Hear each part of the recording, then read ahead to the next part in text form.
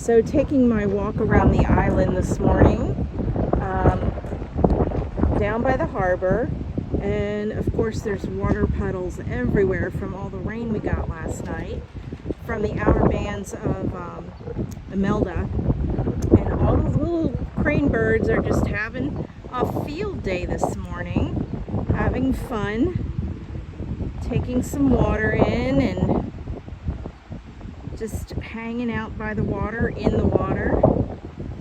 And I thought it was just a really pretty picture, and it would make a nice little video for y'all to look at the nature around the island.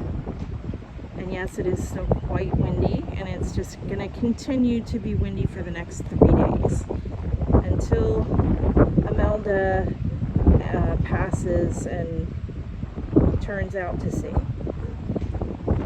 So there you go. They're just having fun.